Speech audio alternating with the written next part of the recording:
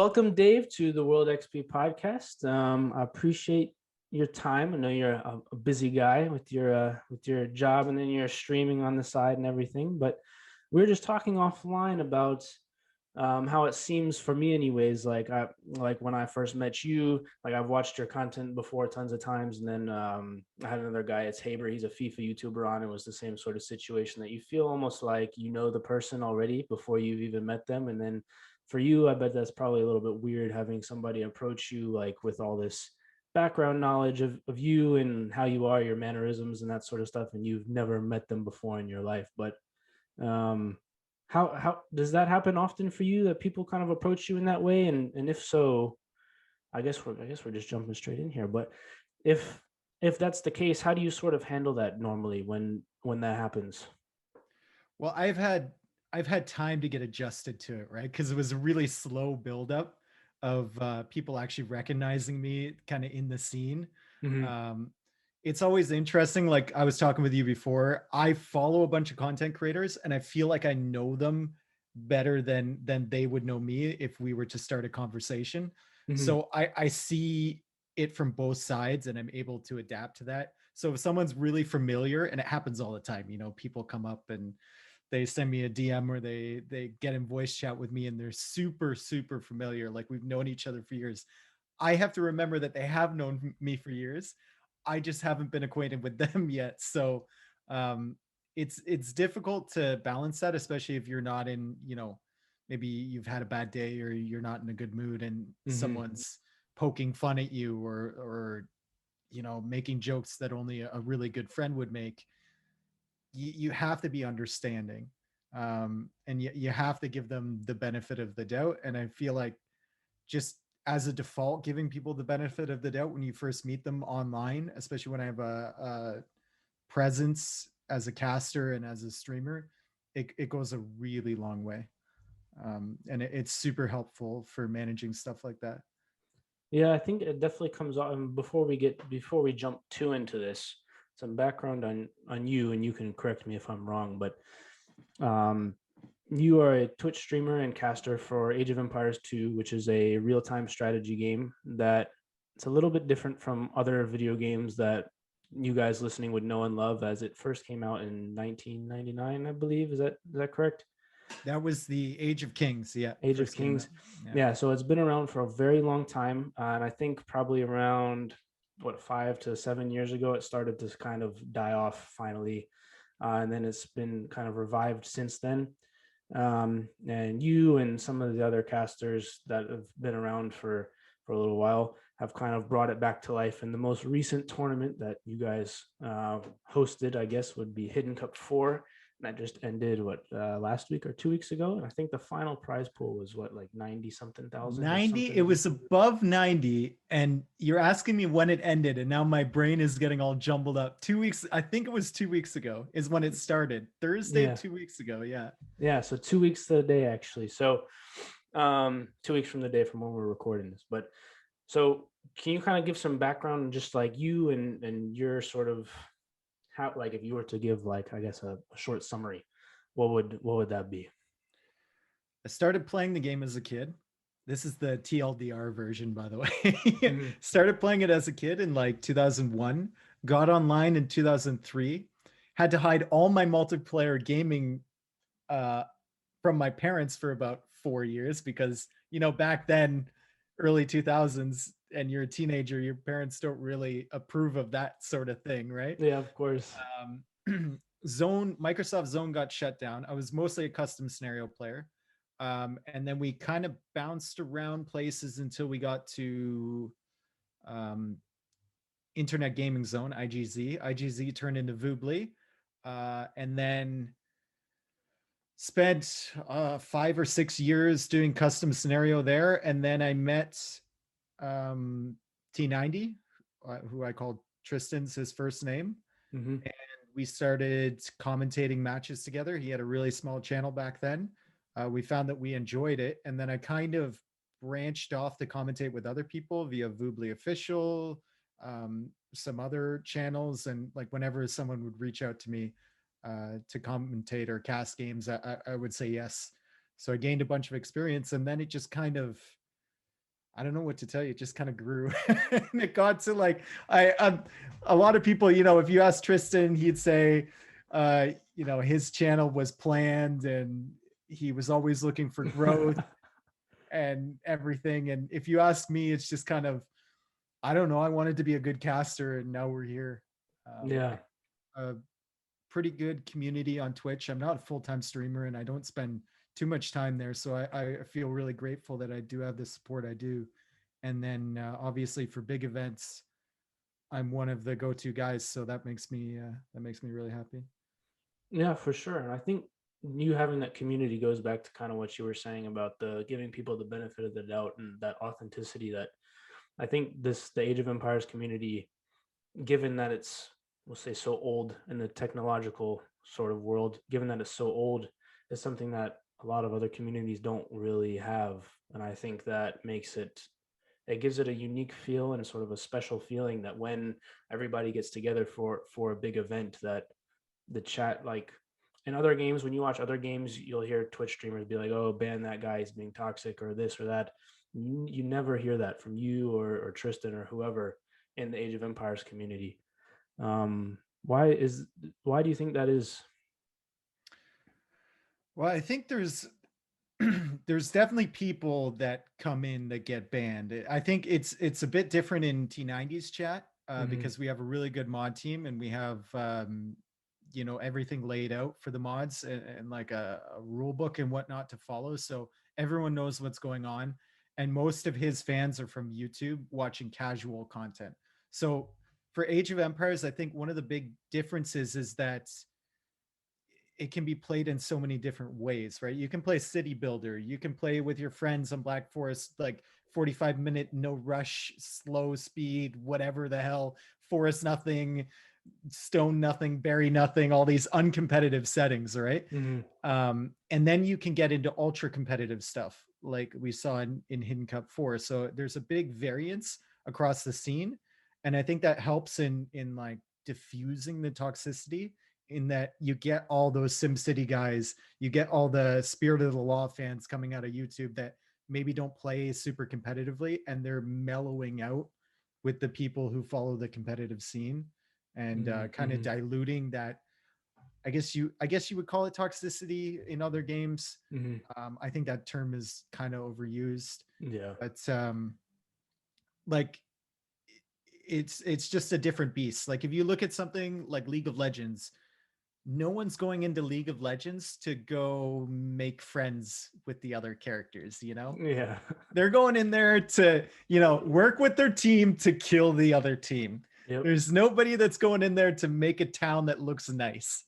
Yeah. Maybe if Sims had a competitive scene, and maybe it does, maybe I'm not familiar with it, but I would imagine that the atmosphere would be somewhat like AoE 2 with Hmm. a generally welcoming kind of feel to it. So I think I I get nervous when people use the lack of toxicity in our community as like a selling point Hmm. because if you go down that road, eventually you're going to want to like maintain that level, right? And you're going to go on witch hunts against people that are deemed toxic, Yeah. and you're going to go down that path, which I think is dangerous. I think the way it is right now is pretty good.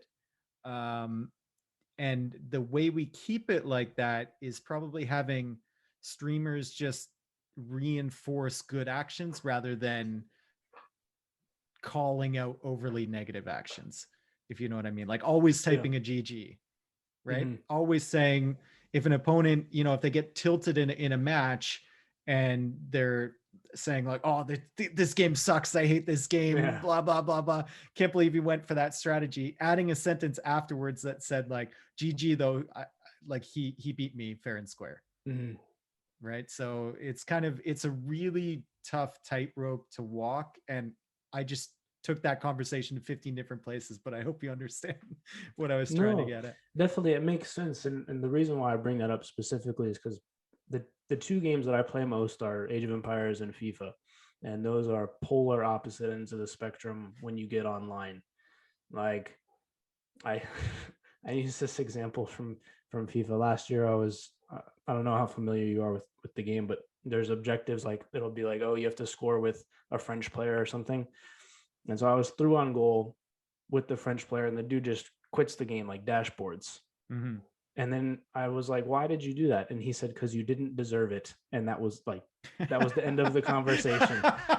see like see like that's bad, but also makes me laugh at the same Oh, time. it like it's funny, right? But at the time, I was so tilted because it was the last one that I needed, and I was like, oh my gosh, are you serious? Whereas I feel like in not that you I feel like you wouldn't see something like that in AoE too.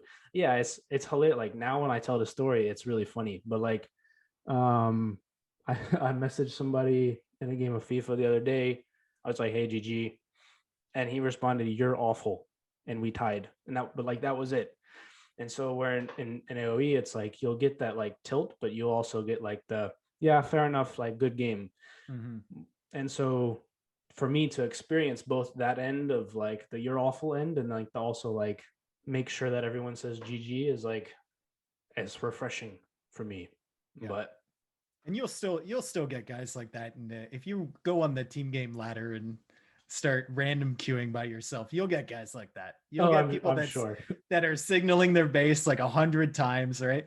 I actually really enjoy getting team with people like that because I mess around with them. You know, if they're like signaling on one side of the map Mhm. constantly and telling me to do some bullshit, I'll be signaling on my side of the map and like question marking in chat or something like that to try and Yeah. drive them over the edge. But Yeah, of course. I don't think you're ever going to get rid of people like that. It's just Mm-mm. as long as those people don't become the majority or a Yeah. good, they're never going to be majority, but a good percentage. I think we need to keep it below like 5% of the player base Mhm. um, being dicks like that. And I think in Age of Empires we're well below that right now. So Definitely. I think you guys do a good streamers, and like when you guys are playing or casting, I think you guys do a good job as well of like most of you guys are fairly level headed and mhm. you don't rage at the game and stuff. So that helps as well. Um, I also think another thing that helps with that is a lot of the people that play, or there's a sizable portion of the community that grew up playing it, and they grew up playing it as like this like the city builder like you were saying earlier, or like the custom scenarios and where you can just mess around with the game and it doesn't matter if you win or lose, really you're just having fun. And I Well, I think wouldn't I that's wouldn't say that about custom scenario. well, let me The rephrase. most toxic area of the game is custom scenario. I wouldn't go that way. Let me rephrase then. The like when you build, like for me, like I would go build my own scenario and I would say, oh, how would it work if like some spirit of the law type stuff where I would say I would put like Mm. 100 champions and say like, oh, I wonder how they do against 50 paladins or something like that. That sort of area of the game is more about just like having fun rather than winning or losing. I feel like that's something that in the gaming industry as a whole, I don't want to say esports has ruined gaming because I think that's a blanket unfair statement to make. But I also think there's some aspect of that that's true. I don't know. What do you think about that? Um, hmm. In terms of like yeah, that's a difficult nut to crack, right? Because there's Mm-hmm. so many different factors going into it. I think the broadcasting of esports has, especially with how fast chat goes, Mm-hmm. has encouraged people to just type whatever the hell they want. And they have Mm-hmm. the anonymity and they have the free reign to do it because they're not getting, punished for it. Yeah. Um, and they hop between chats, which creates this atmosphere of just a wall of negativity. You see it in a lot of stuff. We saw it a bit in the Wallalo tournaments as well. Like the Red Bull chat is a lot more unfiltered than our chats are traditionally in Age, and it kind of upset a lot of us that were casting. It didn't really get into my skin because I've seen it all before, and Tristan's seen it before, but like Mm-hmm. it's disheartening when you see so many negative messages uh, in that sense, and it gives you this idea that you're doing worse than you actually are, right? So I understand that point of the esports of, once again, ruining Yeah. gaming. um Yeah, I see that. There's also the fact that so many of the major esports that are out now, like the whole game is tailored around being an esport, right? Hmm. Which is what Age of Empires is not. Right. It's just a good game, and you can have one portion of it be competitive. And I think, like I mentioned before, that's what keeps our community feeling good, with the good vibes and the good streamers, and the wholesome kind of content. Yeah. I think also I'm not sure how I feel about that, to be honest, like the that thing, to be honest, but as far as it ruining, I'd like to think things out sometimes with like on like during the podcast with whoever's there, because Mhm. usually they tend to be we'll say an expert loosely in whatever the subject is. So it's like I like to like pick their brain and ask their opinion on different things, just so like I use this as well to learn for myself. Like you get to talk to cool people, you learn new things all the time. But I want to shift gears just a little bit and ask sort of how did you get into casting in the first place? Because that's not something that like you're growing up, hey, I want to be an esports caster. It's like not really a thing. So what sort of like sparked your interest in that? And then how did you sort of get into that, and then like where you are now? Well, that's a good question, actually. I think I got into it because I was one of the only custom scenario players that was willing to do it. We were having tournaments, and we wanted people to watch instead of just the 100 of us custom scenario experts that were there, watching each other or watching recorded games. We wanted people to be able to enjoy, and we wanted, the broadcast with a commentator over it that knew what they were talking about, so that in years to come we can go back and reference that. Or, if you're Mm-hmm. um, drunk on a Saturday and you get home from the bar and you want to watch your highlights from 4 years ago, which, don't lie, every Age of Empires player that's ever been in a tournament, you've done that before. Don't lie, I know you have. um, and so I got into it, and like most things, if you're halfway good at something and you get positive reinforcement from people telling you you're good at something, then you're more likely to invest, time to get better at it. And I found that I really enjoyed it. I had positive feedback, so I kept commentating on custom scenario events. I made my own YouTube channel, and uploaded videos very, very rarely, but um, still kind of practicing that content. And then I got into the random map scene in 2014, 2015 with a tournament called War is Coming. And I Mm-hmm. got really into that. Like I dove from basically not knowing anything about random map or the competitive scene at all, to like following every player within a few months. And because I was already affiliated with that Vubli official team doing custom scenario events, I kind of shifted over to do random map events. At which point I met up with T90, who had maybe under 100 followers on his channel, Mm-hmm. and we found out that we meshed pretty well together. And since then, it was like every big event that he was casting, I was part of it. So real quick, for my own understanding and misuse of the term earlier, what is custom scenarios in like what is it? So custom scenarios, basically, you can make through the editor, you can make any kind of map that you want within limits, right? And Mm-hmm. people made some really, really interesting and competitive maps early on in MSN Gaming Zone, and we had 4 dedicated custom scenario lobbies, and they were always full on the zone. 300 people per lobby, so it's a decent player base. Mm-hmm. And like with anything, it gets competitive, and you figure out better ways to beat your enemy or play the maps, and new maps are constantly being developed. So it was like its own little scene unto itself that a Mm-hmm. lot of the mainstream of our community weren't familiar with. And like I said before, I got competitive in that. All the top custom scenario players know each other, just at like all the top RM players know each other. And yeah, it's really hard to explain if you don't have experience watching it. Like I can't Mhm. explain individual maps or Yeah, how we choose our settings or anything like that. But just know that sure. it was very competitive to us, um, and it was just kind of like a micro version of what we see today in the random map competitive scene.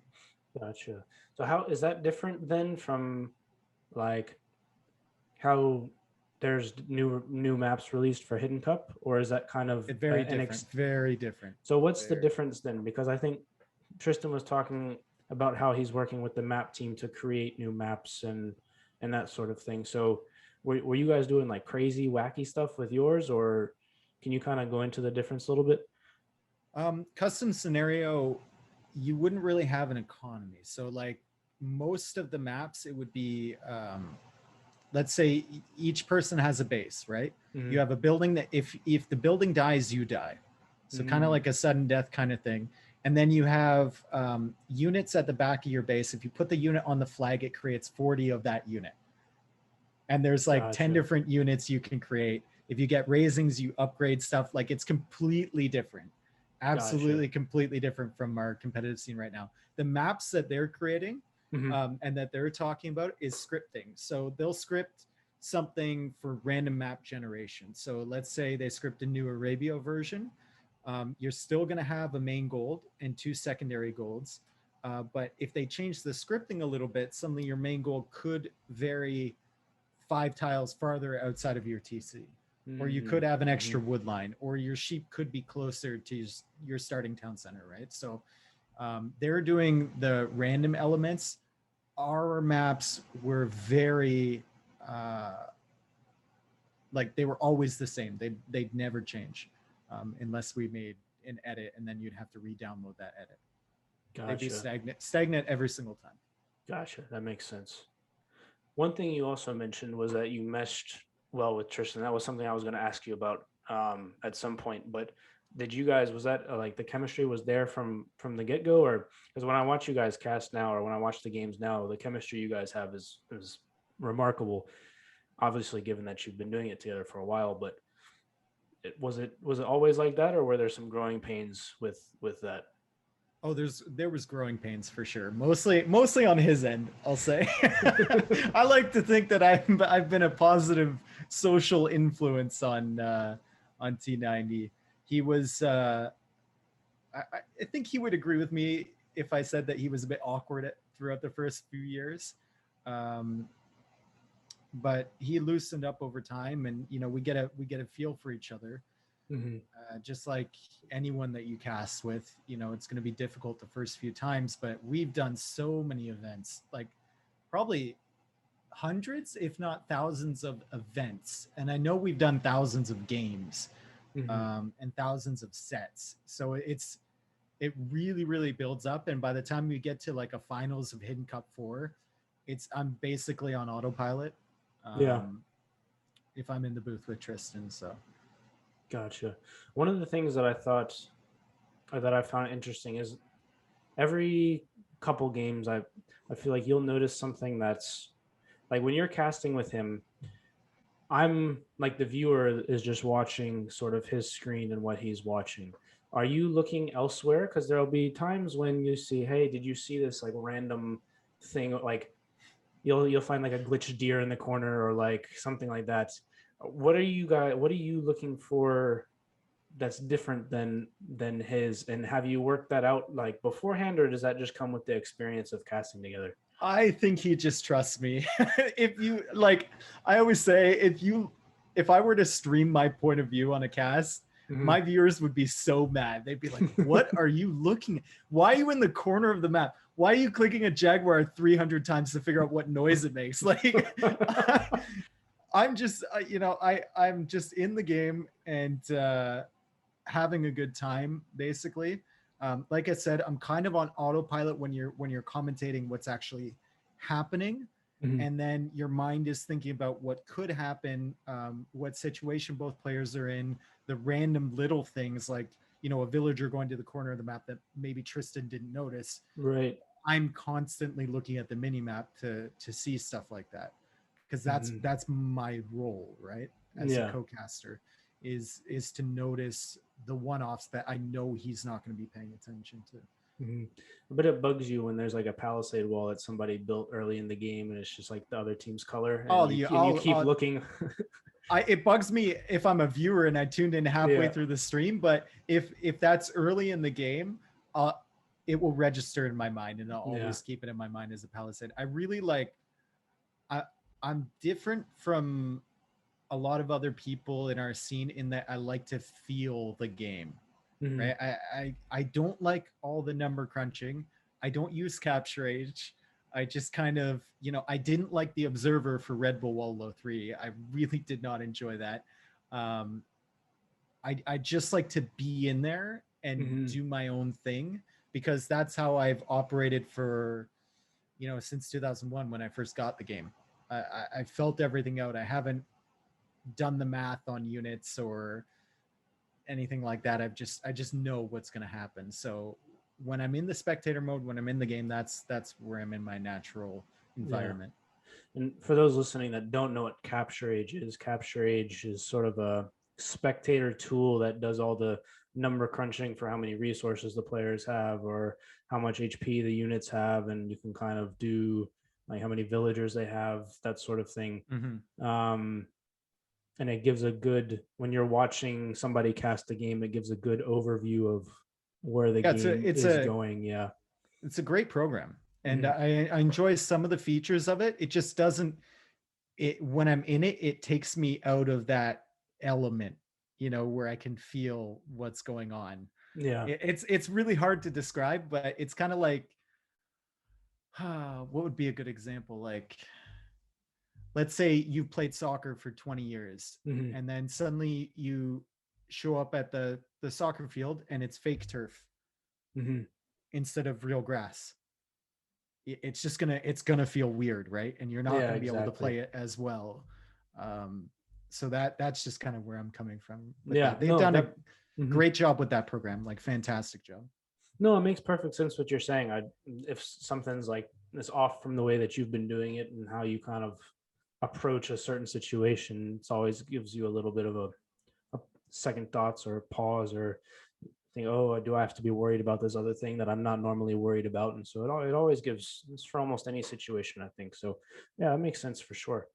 Um, when you started casting, was it something that came naturally to you, or was it something that you had to work on, or sort of walk me through, like, was it similar to public speaking and how some people hate it and then they learn how to do it, or some people are just naturally good at it, or like walk me through that sort of process for you. I think there are people that are naturally good at it. I think I'm one of those people that's naturally good at it. I don't think T90 was one of those people that was naturally good at it. He's really had to work at it, which I Mhm. really respect him for, because it was something he wanted to do. And actually, I shouldn't say he wasn't naturally good at it, because he was always a good caster. It was just kind of that loosening up Mhm. element that he really had to work on, and like adding things to his vocabulary that he really had to work on. Um,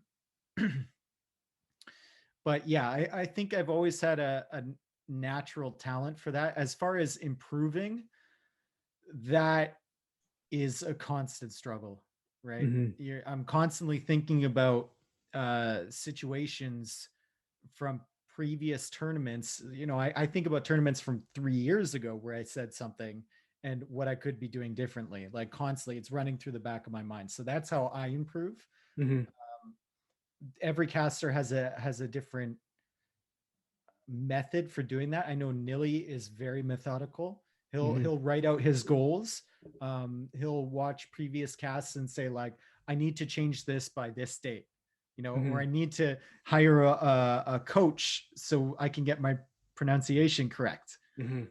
for this word. And chat, please help me out with any words that I, didn't quite say correctly, or any sayings that didn't come out correctly.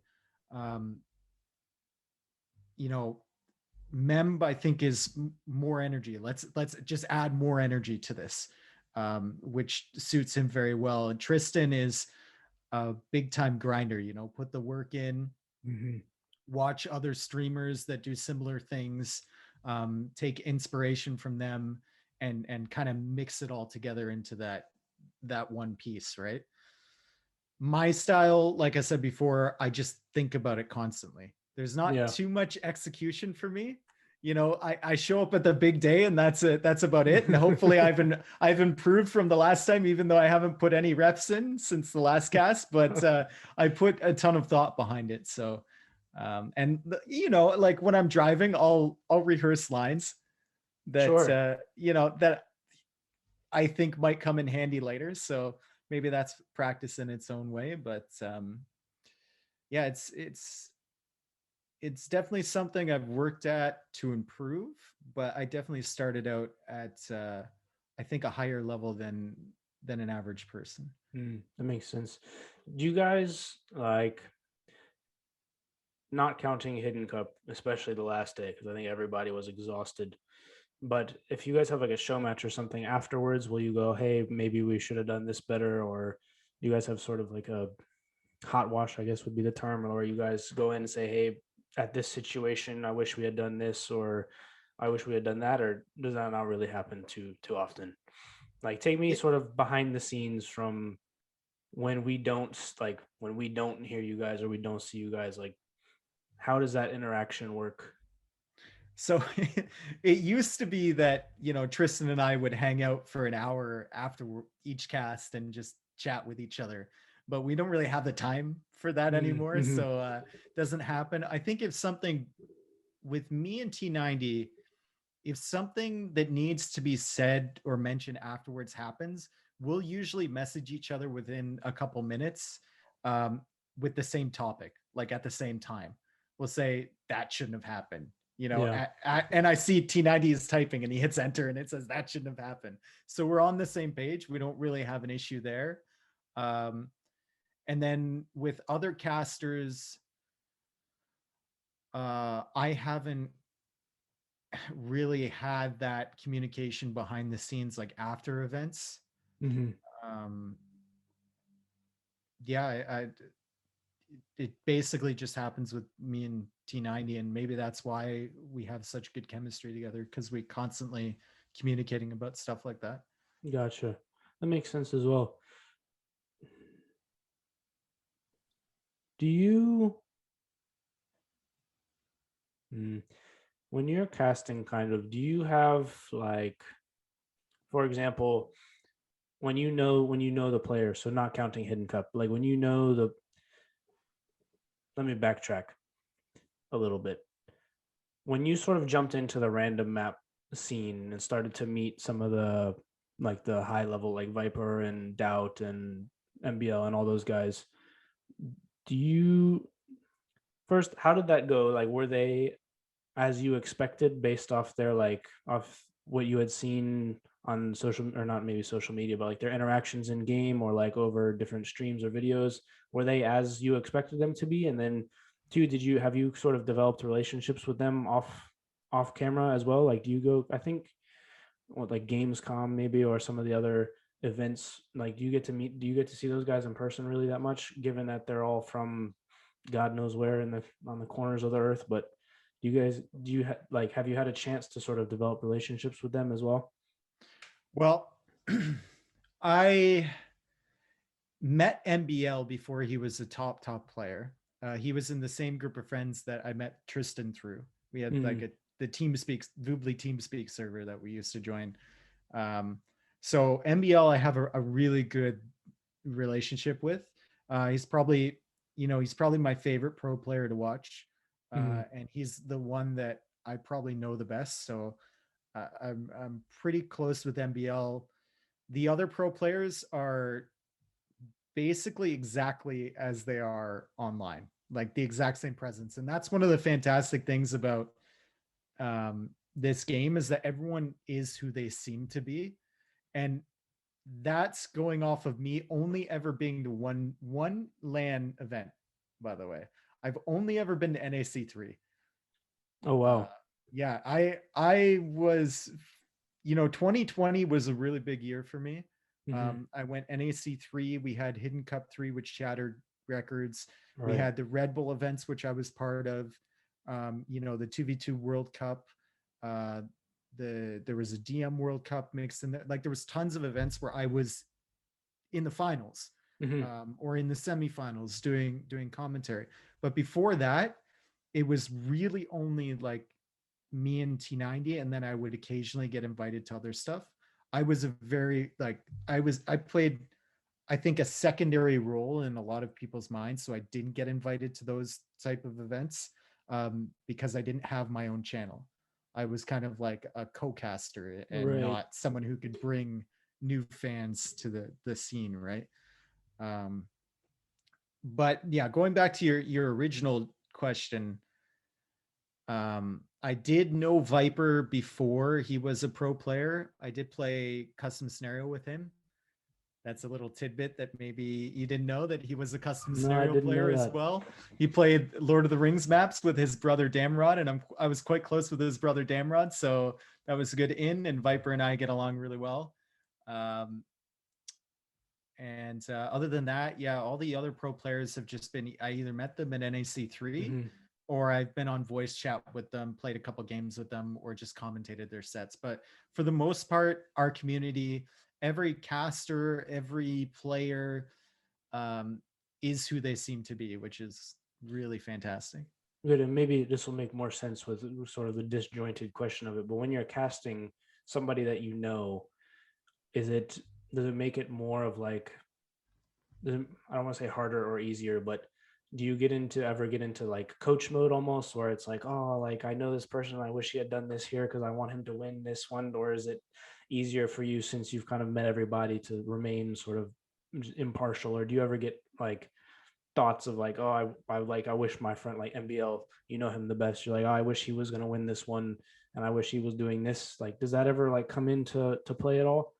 Yeah, I think if you're a good commentator, you're always going to have favorites. Mm-hmm. And that's because you care about the game, right? Mm-hmm. If you don't have favorites, like you have no passion in my mind. If you don't have favorites behind a set, like you've got no passion for the game and you shouldn't even be there. I don't care how good your commentary skills are, you shouldn't Mm-hmm. even be there, right? But the key as a commentator is to try and keep it neutral. A lot of the sets that I cast, luckily it is neutral because the players are kind of, same level of favoritism for me. But if Mm-hmm. I'm casting, a set with MBL in it, then I really have to be cognizant of not cheerleading or Yeah. coaching.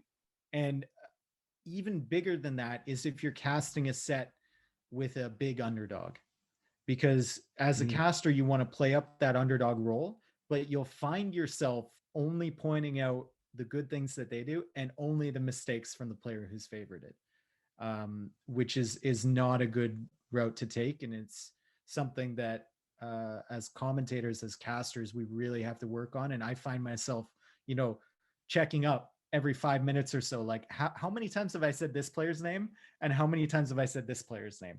Because if it's a 30-5 ratio, then I'm doing Mm-hmm. something wrong, right? Right. You got to make it as close to 15-15 if we have 30 Mm-hmm. times I've said a name as possible, right? So Is that one of the things that you're just like, as you're in the set commentating, that you're just kind of like feeling it out, or like how, like when, like you said, you're cognizant of it, but like how does that work for you? Like, do you have a little voice in your brain that's like, hey, yeah, make sure you're doing this, or yeah, it's a really weird thing when you get into a cast. It's a weird kind of mindset you get into, because there's one part of your brain that's watching the game, there's mm-hmm. one part of your brain that's commentating on the game, and then there's one part of your brain that's reflecting on the commentary that you're doing watching this game, right? So it's like you're in this weird kind of zone where you're not really thinking, you're just reacting to stuff. Um, and that third portion is the most difficult to keep going, the one that's analyzing what you're saying Mm-hmm. and making sure that everything's coming out the way you want it to come out. And that's the part that reminds me every 5 to 10 minutes that I need to balance out my commentary. Yeah. I'll do that as well. Even recording podcasts, I'll find myself like thinking about the question that I just asked, if I could have worded it better, and then I have to like Yeah. bring myself back to whatever the answer was. And sometimes that creates, I think a couple episodes ago, that created a problem for me because I had some immunologists on, and who are like very like in the vaccine field and like the cancer field, very, very smart people. And if you're not really paying attention to what they're saying, you will just get lost immediately. And I was like, wait, what did I just ask? Like, should I have done that better? And I came back and they were talking about, like, he was making a analogy about cars working and not having wheels. And I was like, what did I just miss? And like, I had to like bring myself back real quick. So, and then, but yeah, so I found myself doing that as well. But for geez, I can't even imagine for casting because it's live.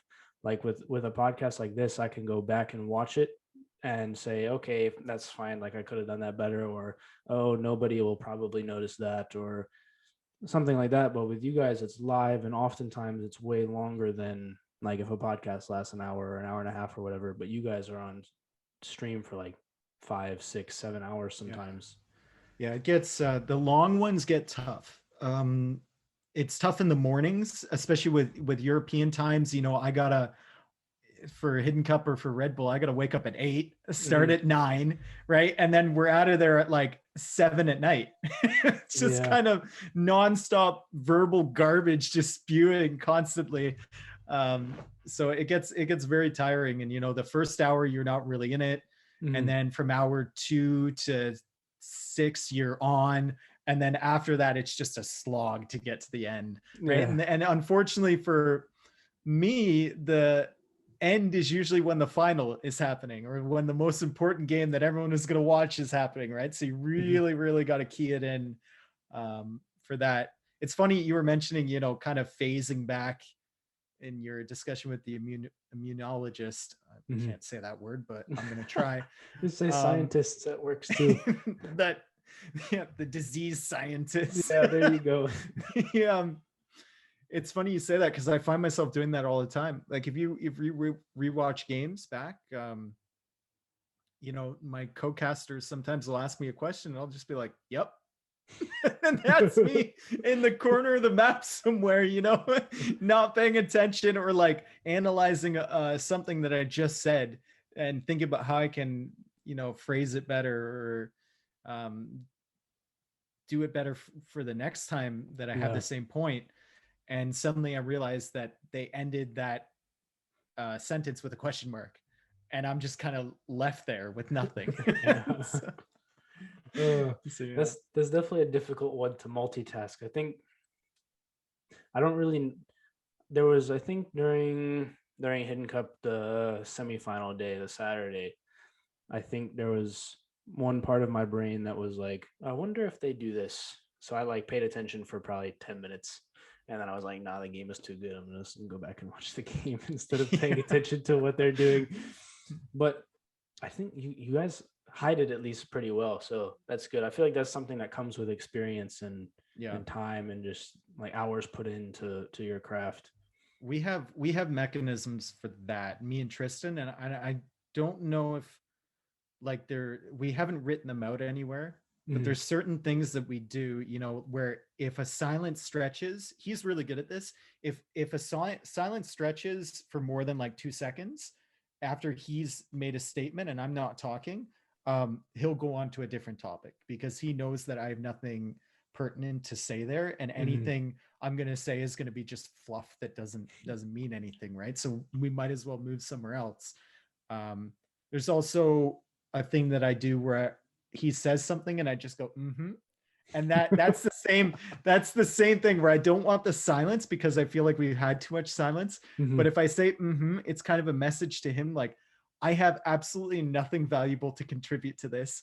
And it would be doing a disservice to the audience for me to say anything right now. So I'm Yeah. gonna say, mm-hmm. Let's go somewhere else now. Yeah. Yeah, he's been, well, both of you I think do a really good job of bouncing stuff off each other.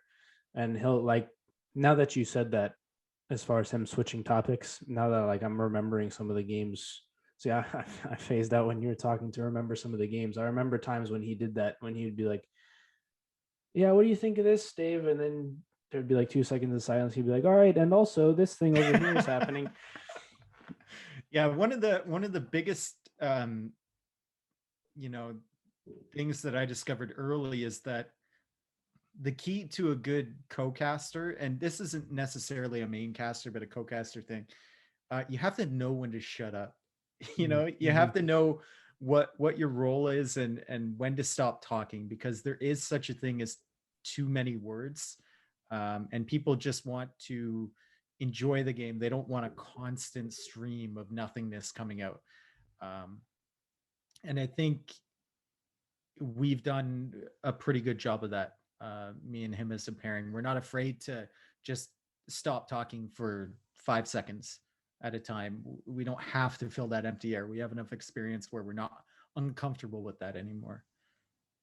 Definitely. That's one.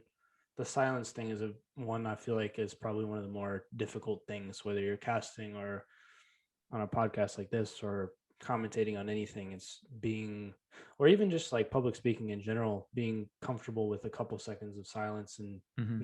not feeling like you have to fill it with or or any number of, I don't know, whatever those words, fluff words, I guess you could say. Um, I forgot where I was going with that. I don't know. This is where if that happened on the cast, a lot of commentators would be like, you don't have to fill with fluff words. Oh, here come the archers, here come the scouts. He's going this way. If he pressures, it's going to be really, like, they just fill that in with a bunch of random stuff, right? And in Yeah. my mind, it's not super necessary. So Thanks for the save. you're welcome. When you got into the random map sort of scene, how long did it take for you to figure out like the best strategies or the meta, so to speak? How long did it take you to figure out and like really be able to wrap your head around why somebody sent the archers over there, or why somebody sent someone to stone early, or why somebody like went forward with militia or whatever the case may be? See, I was never good with builds. I never even, like, other than send the first 6 to sheep and then boar and then 3 on wood or 4 on wood. Like, I never really paid attention to that stuff. And that was coming from a custom scenario player. um, when I started commentating pro games, I kind of had to. I didn't enjoy it, but I know how builds work in a rough sense. And then I as I got better at random map, I just kind of picked them up as I went along. But still, most of what I feel I bring to games is um, a good feel for things like momentum, things like map control, things like game sense, Mhm. rather than the early part of the game where the builds are laid out beforehand. You're gonna have a 19 pop up or a 20 pop up. Like, I know that stuff, but I don't really care about it Yeah. to Let the me same rephrase. extent. Let me rephrase then, because I meant going to sort of the game control, I guess you could say it, like how, because when I watch, I can say, okay, well, this person looks like they're winning, but I don't know. Like when it looks to me like an even game, you or Nilly or Tristan or whatever seem to have a good idea of who's got the momentum. How, I guess, how did you figure that out, and what sort of things do you look for in that sort of, when you're making that determination? That's I can't answer that question. I don't Ah, know. good. I experience. I don't know. You have to remember that I spent, like, so when we're talking about fights or like map position, I spent 15 years of my life inside custom scenarios playing with nothing but military and military buildings and Mm-hmm. not touching economy at all. So I have a really good feel with, like, how even with the new units they added in, um, I've got a really good feel with what units are going to win fights, how many you need to win fights, how many trebs you need to push down a castle, if there's villagers repairing, you know, stuff like that. Um, and it just all kind of adds together. And I'm sure that the thousands of sets that I've cast have helped me as well gain a really good sense of what's going to happen in games, because I haven't seen it all, but I'm coming close to Yeah. seeing everything that's possible, right? Yeah, I would say so. So it's kind of just almost like a gut feeling at this point when you're like, you eyeball a fight and you're like, well, it looks like it'll probably work out in so and so's favor. Yeah. And I think that's like going with your gut is a really important part of this game. We have so many videos outlining math and builds and everything like that, but I feel like going, just getting that experience and then going with your instincts is a really potent weapon here. And we can see that from players like Doubt. Mm-hmm. He's got 20 years of experience doing it, and he uses that to take him to a higher level than players that may be faster than him, or may have better execution, or maybe know all the stats on every single unit, right? He just kind of Mm-hmm. feels his way through those situations. And I think it's really, really important, especially in a game with so many factors. you know Average game length is 30 minutes to 45 minutes, Mm-hmm. and that's a very, very long time for all these different variables to come into play. The random maps, the different types of units, the 38 civilizations we have now, 36. I don't Sounds even something know. like that. I don't know anymore It's either. too many, not enough fingers on my Yeah. fingers and toes to count them anymore. There's just so much variance, and the game can go so many different ways that I think trusting your instincts is really, really, and having confidence in yourself is a Mm-hmm. super understated point of success in Yeah. this game. You can tell that almost also, I think, for Doubt specifically by the amount of times that he doesn't get forward castles up, and that's why that meme came. But I think it's sort of the same. He like felt like he didn't do the math in his head real quick. He was like, I feel like I can get this castle up, and then it didn't Uh, happen. no, his No. the forward castles for Doubt, and this is this is something that a lot of like casual viewers won't understand. The forward castles are usually, if it's a serious game, it's in a response to a situation where he feels like if he doesn't get that castle up, he's going to lose anyway. Mm, So he sends them forward, and he takes that, 20% chance. He sees it in front of him that there's a 20% chance to get back into this game, and he reaches out to grab it. And sometimes it works and sometimes it doesn't, right? The gotcha. the the bad forward castles from him are when he's clearly winning in a game and he still sends the villagers forward, but you won't see that type of stuff in tournaments. You only see that type of stuff in ranked games where he wants to Yeah. finish it off quick, right? Yeah. That makes sense. Do you have, when you're watching, I'll use Hidden Cup as the example. When you're watching the players, do you have a good feel for kind of, or a favorite sort of style for? Because I know like in Hidden Cup, for example, you'll hear or you'll see in chat like, oh, this is definitely a Vietnamese player, or oh, this is definitely a European player based on how they play. Like I can't tell the difference to be honest, but can like can you tell the difference between those, and like what are sort of little tidbits here and there that you look for? And then do you have sort of a favorite or one that you like more? I know that's a lot of questions sort of packed into one, but I appreciate all the styles, to be honest. It's just, it depends on the day for me. mm-hmm. Um, I don't usually like the overly defensive style of like building up army at home and walling off and stuff. But when I see it executed perfectly, like Hera does, then I get excited, because it's clearly on another level than the other players who are playing like that. In terms of like identifying players, Hidden Cup is always difficult for me because I don't I'm usually working through the first 2 days. So like I don't get to see I get to Mm-hmm. see like one-off sets, right? And I think this year I streamed on the Friday night after the first 2 days, and I made my predictions, and my chat's roasting me and whatnot. It's like, boys, I had to work 2 days and I had this on my second monitor. You're like in the screen paying attention to everything that's happening, right? Yeah, Of course you're, and plus your opinion is not going on the record. Your opinion is a one-off in Twitch chat, so you can and no call one's me gonna find it again. yeah, no one's gonna go cross-reference what you said when there was 35,000 people watching and typing, um, but Hidden Cup, I think, yeah, certain players are really easy to spot.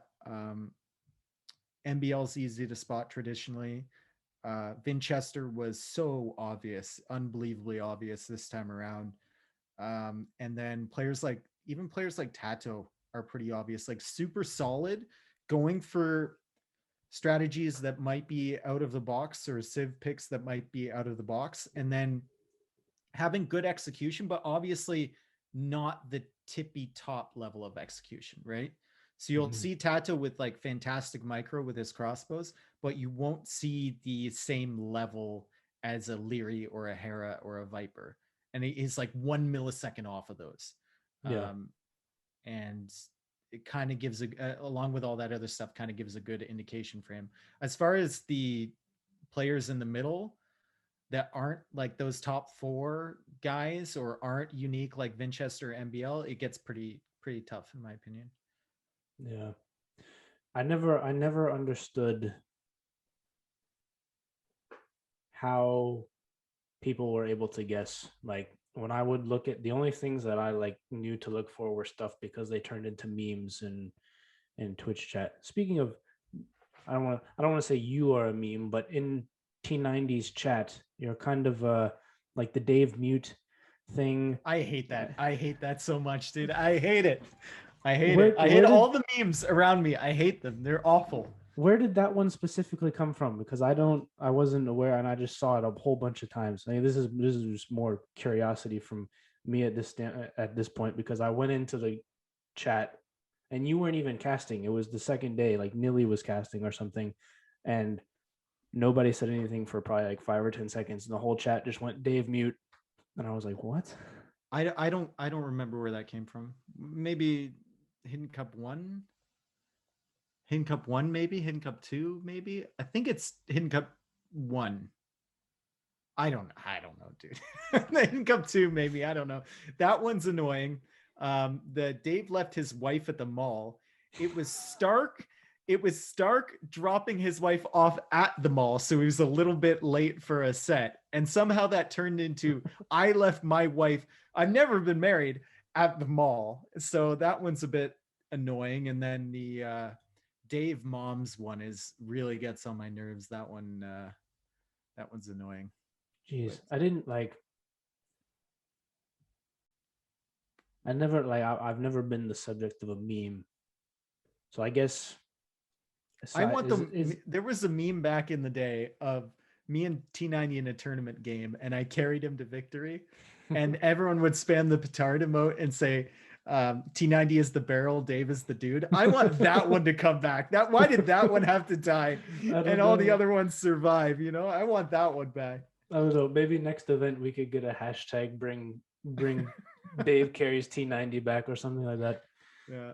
How does it, like when you see a meme that you're the subject of, does it really just depend on the content on how you feel about it, or are you kind of like, how does that make you, like you see it pop up and you're like, I feel blank? It depends, right? Because if you think about all of them, like the wife at the mall, whatever, that's just I get mad because there was like no context for it, right? It was Yeah. Stark going to pick his mom up or his wife up for the mall. The next lever meme, I mispronounced the word once, and there was a meme about it. The Dave muted meme gets on my nerves because we need accurate audio feedback from the chat sometimes, especially during big events, right? Yeah.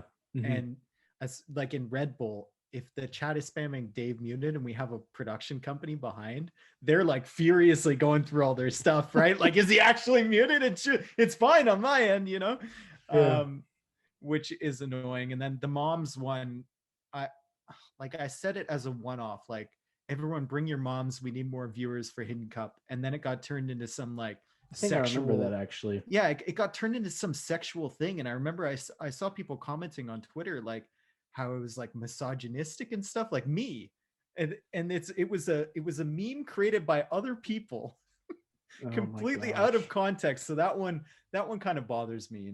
And um other than that, like, I don't know, having a meme about you is just kind of irritating rather than anything. It's not flattering, It's it's just not weird. infuriating, it's just kind of irritating. Yeah. I I mean, they seem to love you for the most part. Besides that, I think it's out of Mm. love mostly. But I mean, I don't know. I don't really know. Um, you mentioned earlier that you weren't a full time streamer. So one, I guess, is that sort of a goal of yours, or and then two, how do you juggle that with your day job? And you don't have to go into that, but how do you juggle the time for that? Because I feel like you stream enough to be a like a sizable chunk of time. Now, obviously, you still have your day jobs. How do you kind of juggle that? Yeah, I stream about, I think about 40 hours a month around there. Mm, Apparently not enough to get my partnership application accepted, but I stream, yeah, about that. And then I work 9 to 5. So it's difficult because, a lot of my viewer base is European. So they want me to stream good times for them. And meanwhile, here I am starting up the stream at 5:30 EST, right? Right mm, as they're about to go to bed. yeah, And I don't really stream, I don't plan to stream that much on weekends because that's my time off from my regular job. yeah, So it's kind of difficult. In terms of the full time, the only formula which would have me going full time is if I could fill my days with stuff that I enjoy without making it a chore, right? So yeah, Age of Empires, I've really stayed away from streaming too much Age of Empires because I still enjoy the game and I don't want to make it work for myself, right? yeah, I don't want to make it into something where I feel like I need to be doing it, and I'm not enjoying myself, and suddenly the game I've been playing for 20 years is not the game that I want to play anymore. So that's something that I try and balance, and that's the reason that, like, I don't play 1v1s anymore. I don't play I don't play anything on the ladder anymore. On mouse and keyboard anyway, only on my yeah. controller. Um, because it wasn't feeling fun anymore for me. So why force it? Sure. Has that created sort of a? It's like a. I don't want to say forced, but like a. You've purposefully stayed away so you still enjoy it, and it creates that love for like when the finals of an event and Tristan's like, "Hey, can you spend all weekend casting this with me?" You're still like, "Yes, I'm good to go." Yeah, I think yeah, I mean, I'll always be up for the big events, right? It's just Mhm. about the time in between the big events. Um, because like Hidden Cup 4, there's no way I would say no to Yeah, that. but you know? generally, like if you had just say gone like full time streaming like a year ago, and you just been like, I don't want to do it. And he's like, hey, can you take all of your free time for this weekend and spend it with this? I feel like not that you would have second thoughts, but you a little like a part of you might be like, ugh, A part of me is always like that. no, well, Even well, before fair big enough. events, it's kind of like it's weird because like even before the Hidden Cup 4 finals, like every day or like Red Bull or something, I wake up and I'm just kind of like, part of me says just send a message and say that you're sick, right? Because I Yeah, don't want to do it. And then I kind of have to force yourself to get on and do that work. And then once you get in the flow of things, it's perfectly fine. So um, I think there's no world in which I would decline that invitation. sure. um, That's good though that you have that like awareness about yourself and that you're kind of like good with where you're at as far as time management and time balance about how much you spend on the game, how much you spend streaming and stuff. I think that's something that a lot of people my age and younger sort of struggle with, especially now going into like just getting out of college and then COVID hits and then it's kind of like, what do I do with my time? Um, but it's definitely a learned skill, I think. You mentioned playing Age of Empires with your controller, with your Xbox controller.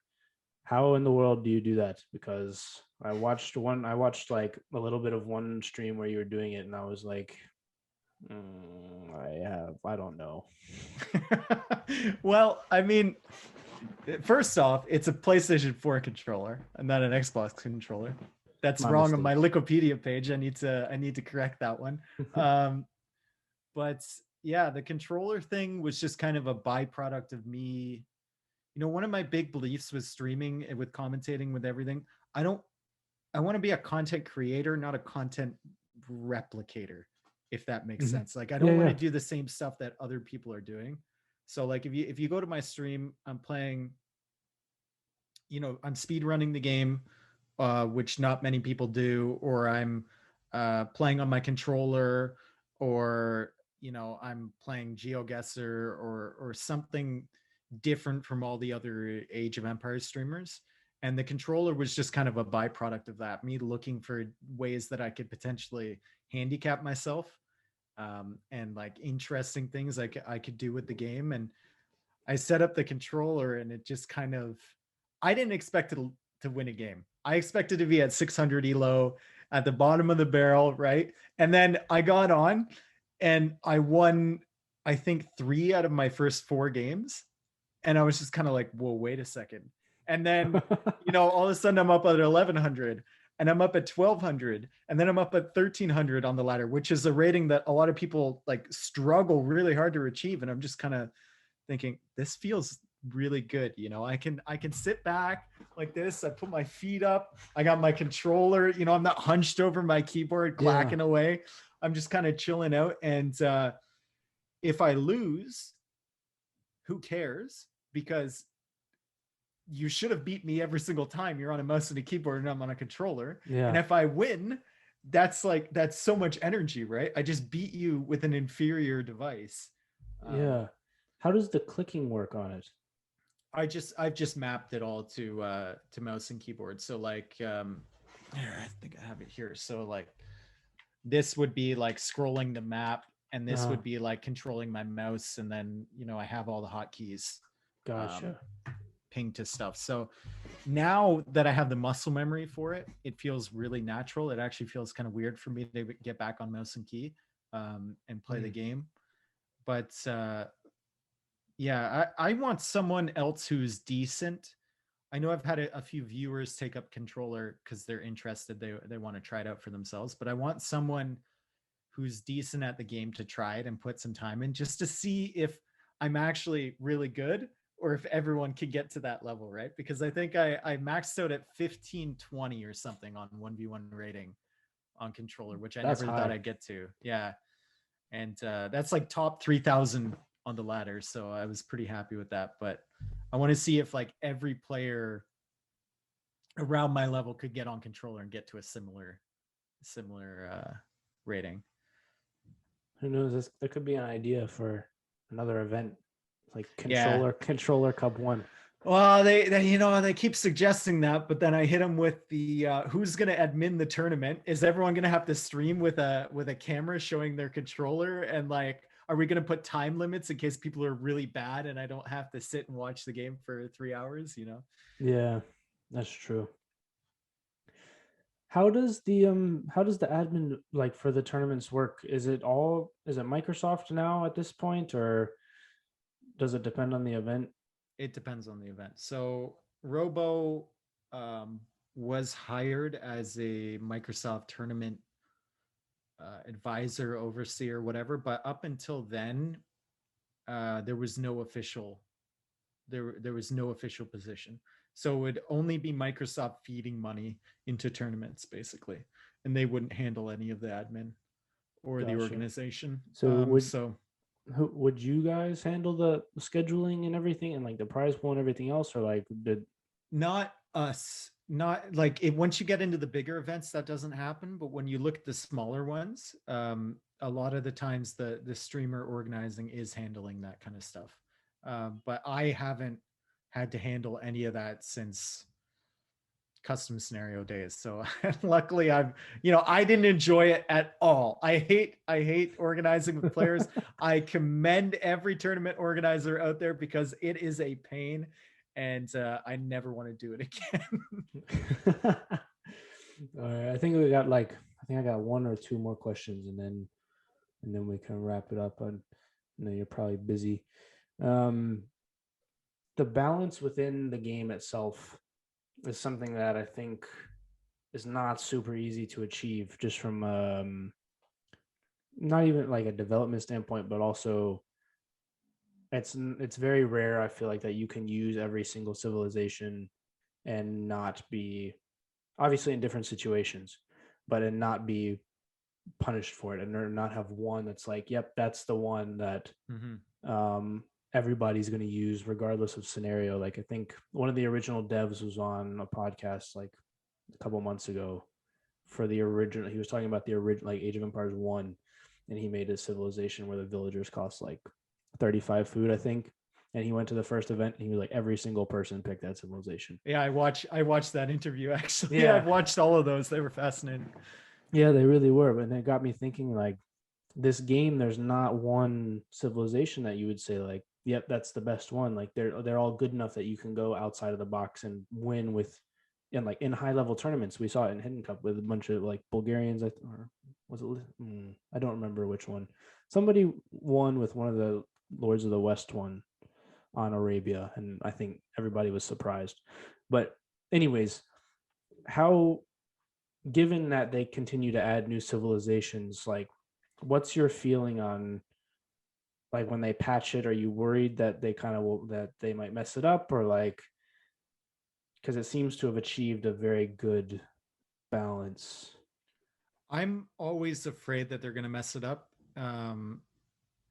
But they've done a decent job so far. I think my main concern with it is that there seems to be a lack of actual playtesting, and the playtesting comes along once the patch is live and it hits the ladder. Like we've seen Mm-hmm. so many things that it makes me question whether they have a quality assurance team at all. Like the Malay uptime bug. Yeah. Like, did no one go through and click the feudal age with Malay and see that it was at 166%?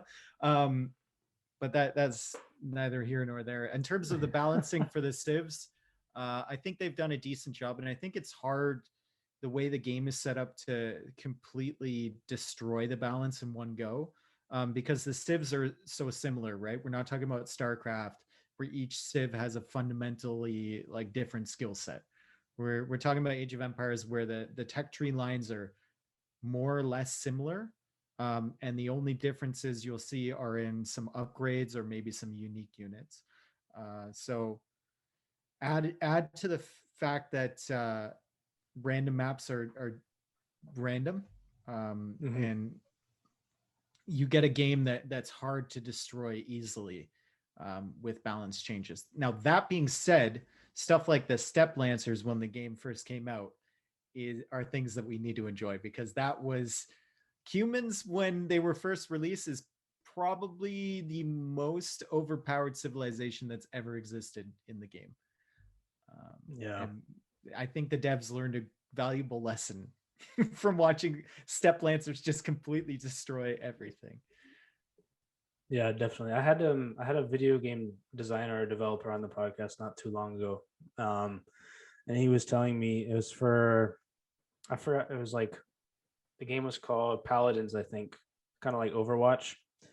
But he was telling me whenever they release a new character into the game, the amount of testing that goes into it. He said they found one bug where it would be invisible, but only with the Portuguese language pack on a specific map. Mhm. And it's like the amount of things that they have to go through to like figure out all the little bugs. And I know like the Malay uptime bug, but just to make a game that balanced with all the things that they have to worry about is just like remarkable to me that they achieved that. Yeah. Yeah, I think overall the dev team has done a pretty good job, and I'm really thankful that they're still working on the game. Um, this long after it's been released, I thought we would have updates for max a year, and then Mm-hmm. they would cut it off. But they seem really committed, and that's pretty good for our scene. As far as like the civs changing all the time, I think we could do with a little less, and they've definitely backed off. They're making adjustments every 2 months now, or every 3 months, rather than every single month, which is great, in my opinion. And as far as new civs go, I think we probably already have 5 civs too many. So we should Yeah. kind of chill. Yeah, I would agree with that. I think once you lose count of how many there are in the game, I think Yeah. it's probably a good place to stop. Um, Last question, then I'll let you go. What do you hope for like the future of Age of Empires, both like the community and then the game itself? What is your like if you had to project like 3 to 5 years out, like where do you hope it goes? It's funny because I've been doing this since Zone shut down in 2006, Hmm. right? Like you said earlier, I don't know if it was on air or off air, but you said you know, we kind of were reviving the game when it was dying in Hmm. 2013, 14.